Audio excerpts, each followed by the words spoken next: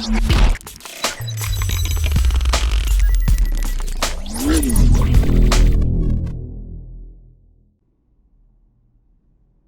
guys, how it going? This is Yara Spark. We're back here in Elite Dangerous on another shipbuilding guide. Here today in the Krait Mark II. I'm a little sorry for putting this video out late. I have been trying to kind of get the Krait down to a T, and it's been a little iffy. If you noticed recently, I've actually used quite a few weapons showcasing the Krait, so there are videos out there or on my channel of me using the Krait in battle, and you see how I do it. So there is actually videos for it, so that's good.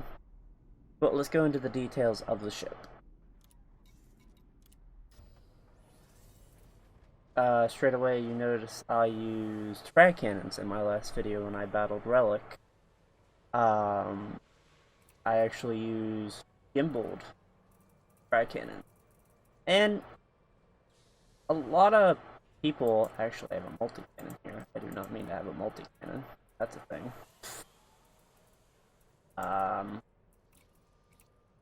But I kind of catch a lot of grief for using gimbaled, and I feel like there's something just wrong with that.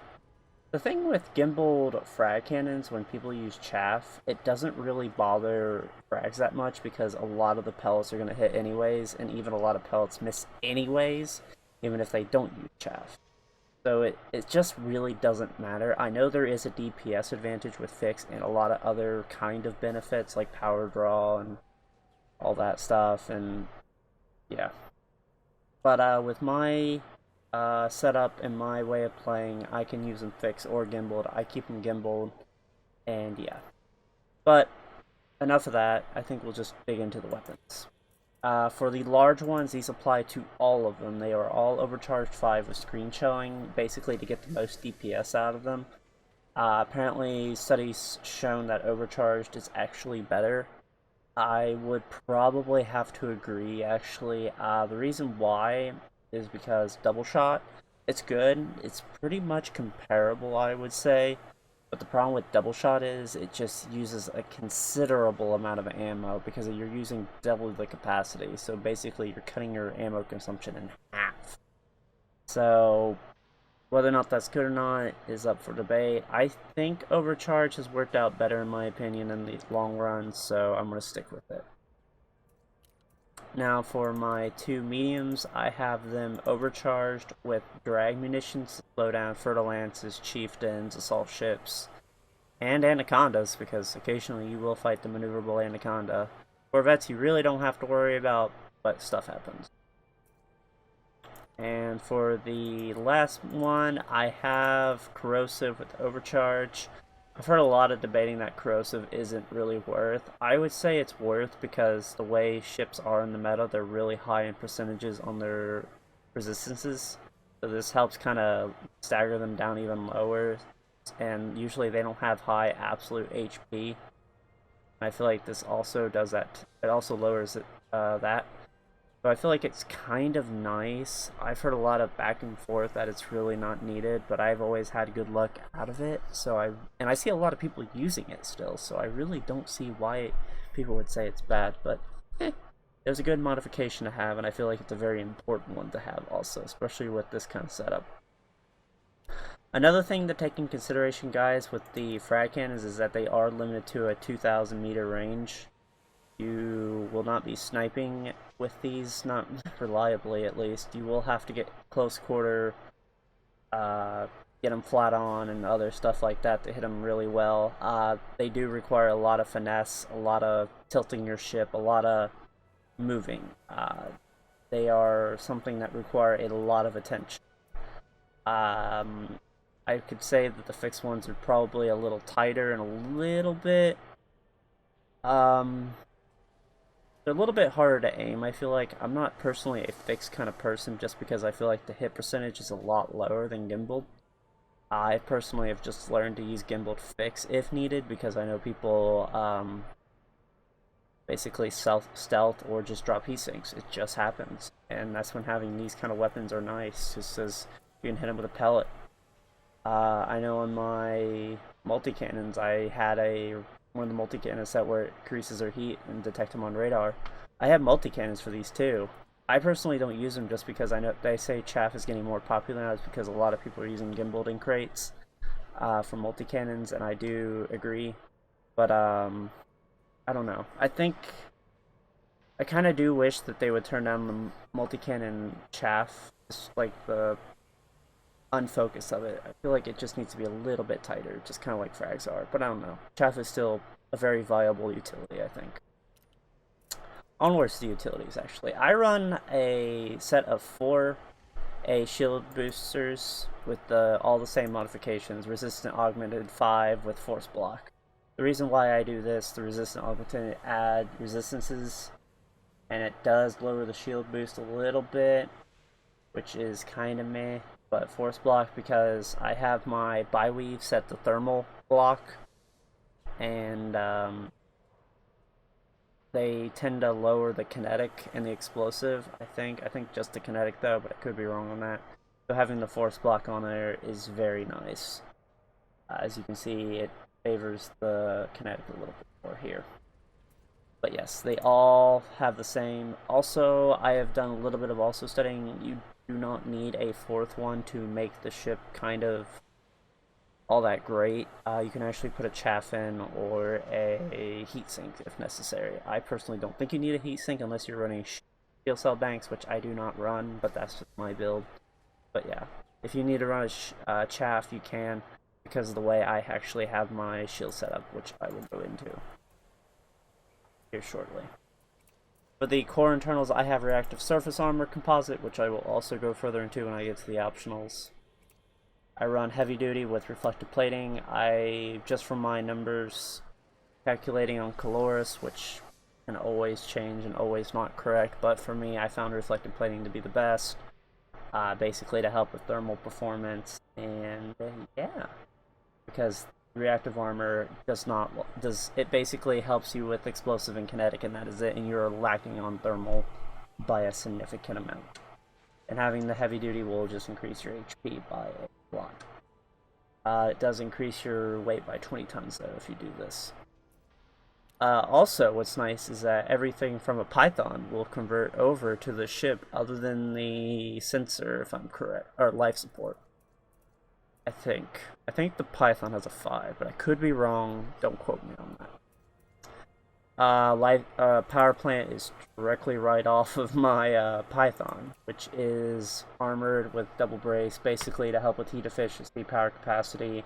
This ship really doesn't even need any more power capacity, even as is, but it's nice. But the integrity is nice, so you don't get power plant sniped, which is always very important.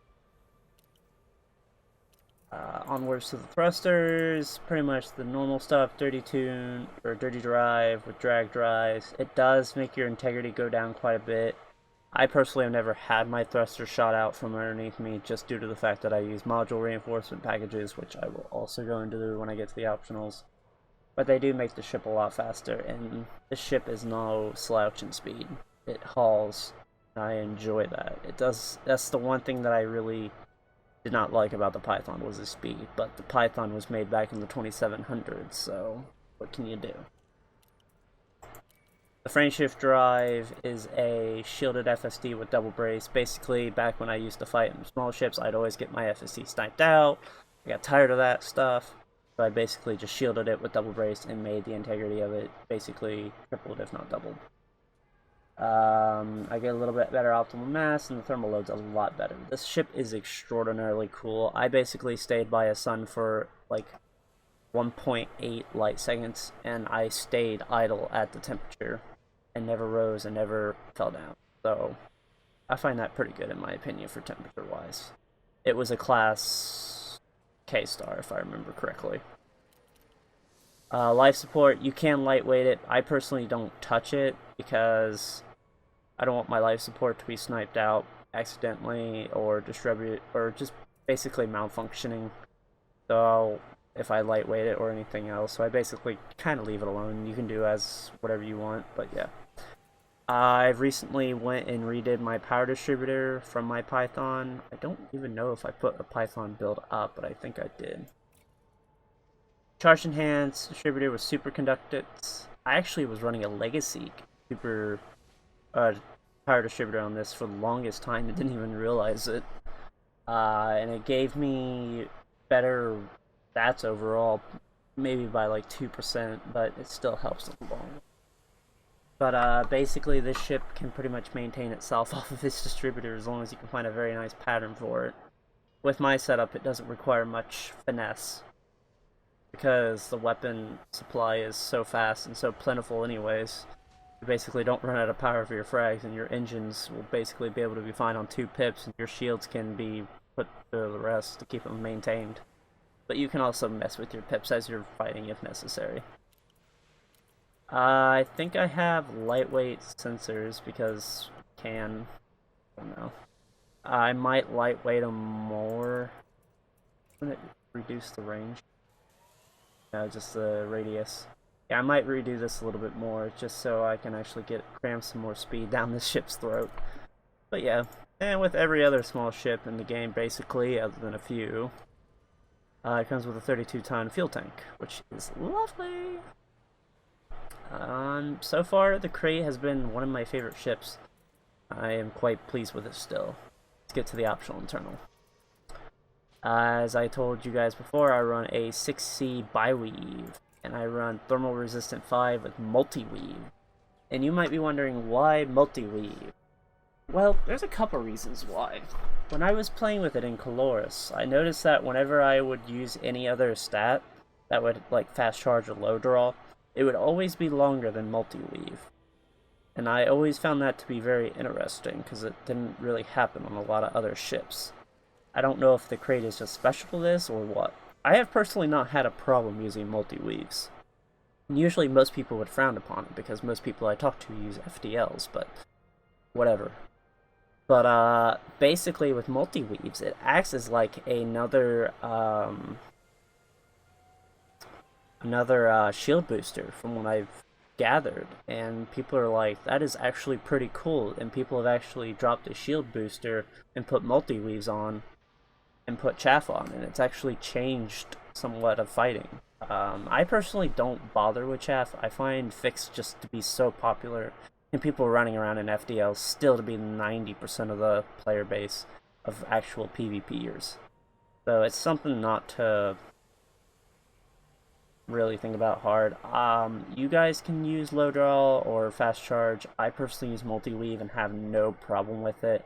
It comes with a lot more benefits than does anything, I feel like. The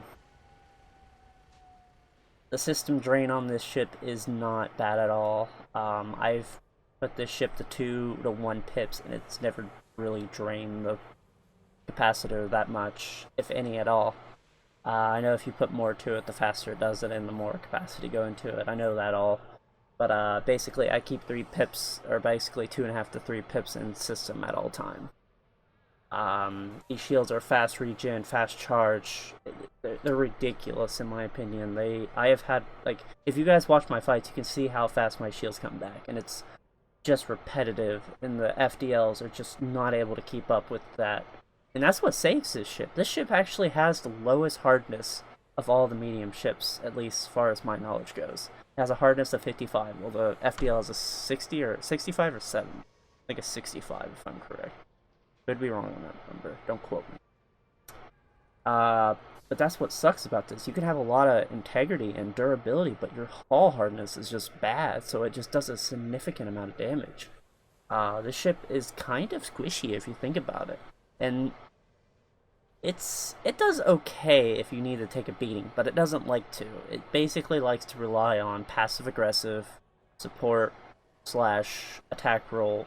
Basically, it's a nice one-on-one ship. It's not one of those ships you can kind of bombing around in, because this doesn't really do well as a shield tank, and it doesn't really do well as a hull tank. It just kind of does it in the middle, I would feel like.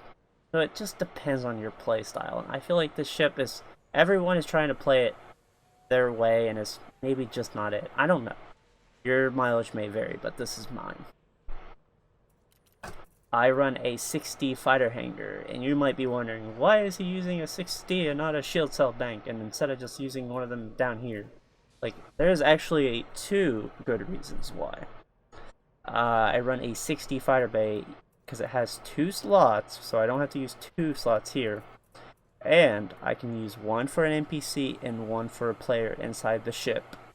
So I have a total of 3 ships active at one time if necessary. Also, if I'm alone, I can have an NPC use one of them at a time. It gets destroyed, I can then deploy the other one while the other one is being repaired. So I constantly have a ship out that is attacking the enemy player and keeping their shields unable to regen, or just keeping constant DPS on them. Because having these ship launch fighters, guys, I feel like is a very important thing. And a lot of people take them for granted. I mean, I've seen people go after them, they take care of them. It's done them good, but overall you still have to worry about the main mothership. The mothership is what is going to kill you. And that's still, you have to be able to multitask. And having multiple ships out will win you games. I have won games because of these ship launch fighters. And a lot of people take them for granted. I know the NPCs favor the beams a lot, so that's what I use. And a lot of people also give the Taipan shit because it's not the fastest. I personally like the Taipan because it's more durable and it does pretty much everything the other ones will do. Also, it looks freaking amazing, in my opinion. It looks like a tiny Krait, really. Kinda has the same thrusters. But yeah, that is what I do. You can do however you want. You can pull it down here, put a shield cell bank here. You'll be down quite a bit of armor, but it's up to you guys. This is just what I do. I run a 5D hull reinforcement package, 2 of them, with heavy duty and deep plating. Do not put reflective plating on these. It will not benefit you if you're worried about thermal. Just put deep plating on. The deep plating will do better overall than reflective plating. And onwards to the hull reinforcement package. Thermal resistant to counterbalance the armor on the main ship, the reactive armor, because this will actually even out your stats on the ship by a considerable amount. The deep plating will just further add HP to you, and it actually helps with resistances, at least as far as my studies have been able to show, also, at least on Colores. But yes. I also run 2 3D module reinforcement packages. I'm thinking about doing a little bit of testing and trying to pull one of them off, put another hull reinforcement package on, but I'm not sure quite yet. I have the resources, I think, to be able to do that setup, but I've always had such good luck with this, I don't really know if I really want to take them off, because the way module reinforcement packages work is that it adds 60% protection, as you guys can see, but if you stack 2 of them, it does 84, and then each module reinforcement package will multiply your internals by basically 2.5 times their durability, and external ones by, I think, by 1. So if you had 2, it basically does 2.5 times for outside and 7 times for inside the durability. And you can repair these with an all-field maintenance kit, which I have mounted on mine. I sometimes put a frame shift drive interdictor on here instead of my maintenance if I want to go out and interdict people. But yeah, I've personally had luck out of these because because they stack, so that one takes damage and then the other one, so you can repair the other one, or just keep them both repaired if necessary, and have your modules protected quite a bit, because having your weapons sniped, having your shield sniped, anything sniped or going after is really what's gonna kill you, if not just dying in general. So I may try in the future, guys, and get back with you if having 2 of these are worth it or not. Might have to play in Colores a little bit more for it, but yeah. But that is it for my ship. If you enjoyed this video, guys, please leave a like and subscribe. It does help the channel. It helps keep with future content. Also down below, guys, please tell me what you thought of this ship and what your Krait setup is. I'd love to see other people's Kraits. I think the Krait is a fantastic ship that Frontier has added. I really hope they add more ships like this. I feel like the Python needs a little bit of love now because of it, because it basically just took the Python's role so hard. I'm also glad to see Krait's now taking on FDLs and winning. I know pacifiers and railguns are popular on these ships. I see them used all the time. I've only fought one Krait, and I won due to the ship malfunctioning. But I don't know if you want to call that a win. But yeah. Until then, guys, I'll catch you on the next one. See y'all.